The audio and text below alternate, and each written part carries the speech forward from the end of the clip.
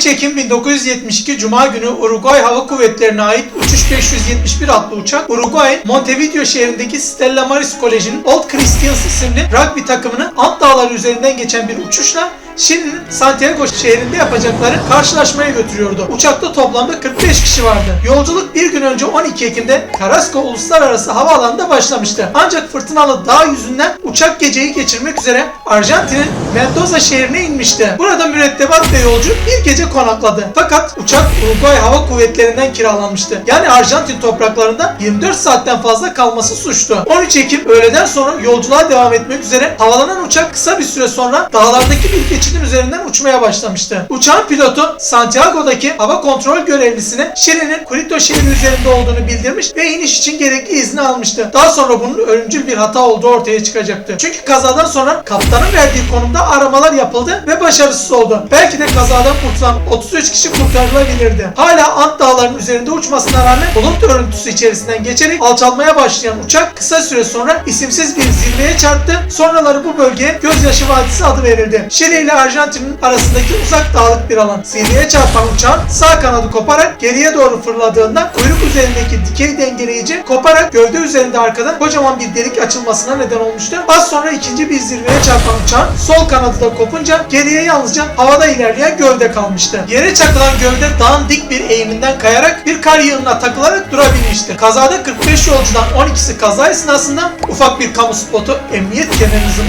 mutlaka takın. 5 ertesi sabah bir de yaralarına yenik düşerek 8. günde ölmüştür. Geri kalan 27 kişi dondurucu soğuk altında dağların yüksek rakımında hayatta kalmanın çok zor olduğu bir yerde tam bir Survivor yaşadı. Kaza medyada sabahın 6'sında duyuldu. İşin tuhafı 2 gün boyunca Arjantin, Şili ve Uruguay'dan 11 uçak kayıp uçağı aradı. 8 gün sonra da aramalar iptal edildi. Daha sonra kazazedelerin anlattığına göre uçak üstlerinden 3 sefer geçmiş fakat hem bulundukları konumun bir vadi olması hem de uçağın gövdesinin beyaz olması nedeniyle karlardan görünmemiş. Havacılık tarihinde özel bir yeri olan kaza, insanlık tarihinde de Ant uçuş felaketi, Ant Dağları mucizesi gibi pek çok isimle anıldı. Olay 26 kitap, televizyonda çok sayıda program, 9 belgesel, 4 uzun metrajlı film olarak yer buldu. İşte Kar Kardeşliği de bunu konu alan son film. Aynı zamanda açık ara en iyi Netflix projesi. Yabancı dilde en iyi film kategorisinde İspanya'nın Oscar adayı. Film tür olarak bir gerilim, dram, korku, tarih, biyografi, hatta belgesel gözüyle bile izlenebilir. Yani kısacası filmde yok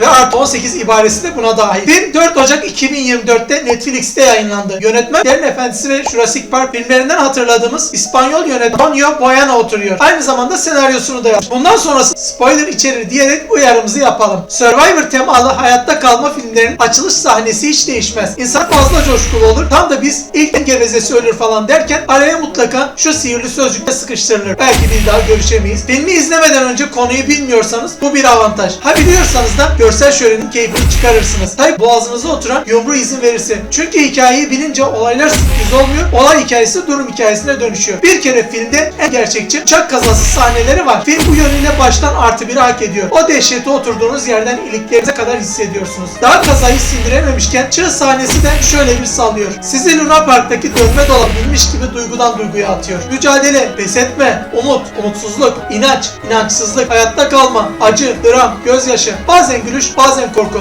Kısacası filmde yer verilen insani hiçbir duygu kalmamış. Siz şunu soruyorsunuz. Ben olsam ne yapardım? Filmin Hollywood-vari yapımlardan en büyük farkı hikayeyi beklendiği gibi kurtulan kişilerden biri değil, ölen 25 yaşındaki kazazede Numa'nın gözünden anlatması. Yönetmen Boyana filmin odak noktası ölenler olsun istedim. Çünkü filmlerde anılmayan, onurlandırmayan onlar diye açıklamış durumu. Filmi özel kılan diğer nokta, şimdilerde torun torbaya karışmış her biri 70 yaşın üstünde kazazedelerin filmde figüran olarak da olsa yer alması. 29 Ekim gecesi hayatta kalanların 8'i uçağın enkazından uyurken üzerlerine düşen bir çığ sonucu hayatını kaybetti. Çığ sahnesi de en az uçak kazası sahnesi kadar gerçekçi. Açlık, yorgunluk, umutsuzluk, zorlu hava koşulları, insanlar diri diri gömülüyor. Onlar birkaç gün böyle kala kalırken bu defa ikinci bir çığ oluyor. Filmde çok kısa göstermişler fakat çığ altında kaldıktan sonra 4 gün boyunca 15 dakikalık vardiyalar halinde kargo demiriyle uçağın tavanına bir delik açmışlar, böyle kurtulmuşlar. İçeride kalsalardı ya havasızlıktan ya da ikinci çığdan sonra sonra zaten öleceklermiş. Lilia'nın ölüm sahnesi oldukça etkileyici. Kocası Lilia'yı yaşatmak için elinden geleni yapıyor. Çığ sahnesinde o aşağıda onu kurtarın, üstüne basmayın diye birkaç kez bağırıp yardım isterken günler sonra bir sohbetlerinde anlıyoruz ki kocası çıkabilmek için onun üstüne basmış. Yani önce kendini kurtarmış. İnsanoğlu her durumda hayatta kalmak gibi bir içgüdüye sahip. Çığ felaketi onlar için dönüm noktası oluyor. Aslında her zaman beterin beteri var. Bunu öğretiyor. Neyse ki hayattayız be diyerek yaşama daha sıkı sarılıyorlar.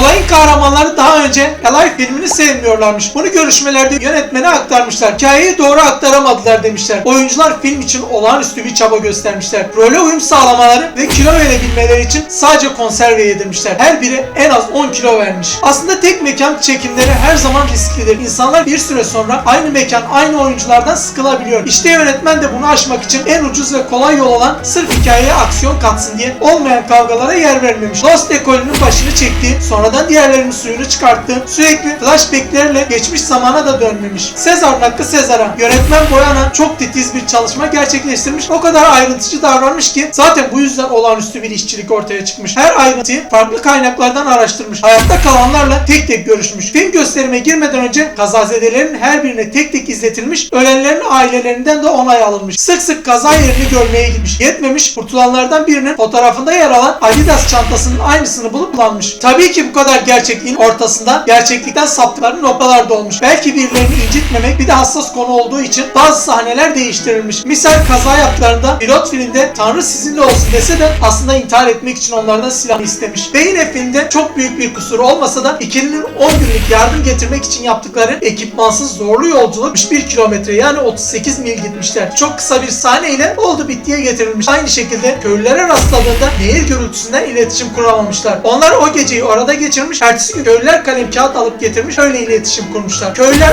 10 saat at sırtında giderek yetkililere haber vermişler. Kurtarma ekibi de dağın üzerinde gitmek istemiş. Fakat onlar da bir kazadan kıl payı kurtulmuş. O yüzden etrafı dolaşmışlar. Yardım helikopterinin bütün kazazedeleri alacak kapasitesi olmadığı için 4 kişi gönüllü olup bir sonraki sefere kalmış. Kazazedeler kendi aralarında anlaşıp yani insan eti yeme kısmını kimseye anlatmama konusunda işbirliği yapmışlar. Gerek filmde gerek gerçek hayatta en çok tartışılan konu olan yamyamlık meselesini de dozajında rahatsız etmeyecek şekilde vermiş. Hayatta kalanların elinde sadece birkaç çikolata, çerez ve birkaç şişe şarap varmış. İlk günlerde zaten az olan yiyecek stoklarını aralarında azar azar paylaşarak idare etmeye çalışmışlar. Bir tok kara eritelik su elde etmenin bir yolunu bulmuş. Ne kadar az pay etseler de stoklar kısa süre sonra tükenmiş.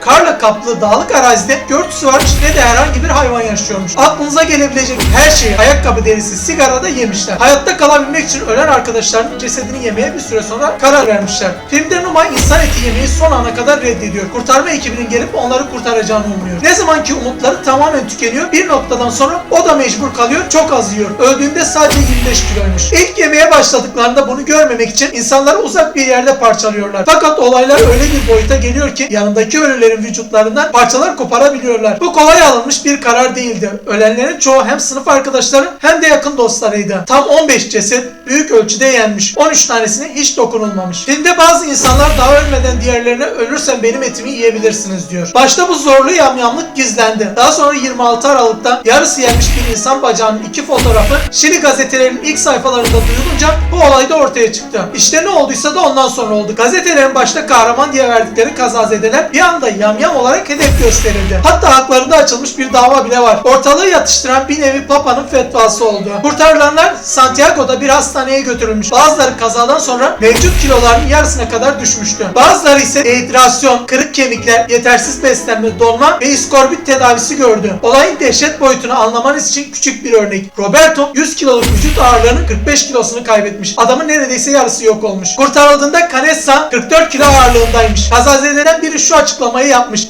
Bu gösterilenler yaşadıklarımızın yanında çok hafif. Eğer elimizde yaşadıklarımızın filmi olsaydı, onu oynatsaydık seyircilerin çoğu filmin ortasında salonu terk ederlerdi diyor. Filmde kazazedelerden Carlos Perez'in gerçek hayattaki oğlu babasını oynadı. Filmde o kadar çok karmaşık duygular var ki insan varlığını, hayatı, yaşama amacını sorgularken bazen hayattan soğutuyor, bazen de şükrettiriyor. Bazı hikayeler vardır, ne kadar uğraşırsanız uğraşın anlatamazsınız ya da anlatsanız da hep bir şeyler eksik kalır. Filmde hayatta kalanlar bir zamanlar aklımızın alamayacağı şeyler artık normalimiz olmuştu. Zamanla bizler de umursamaz olmuştuk diyor. İnsan hayatta kaldığı için suçluluk duyar mıymış? Duyuyormuş. Onlar kendilerini kahraman gibi hissetmiyorlardı.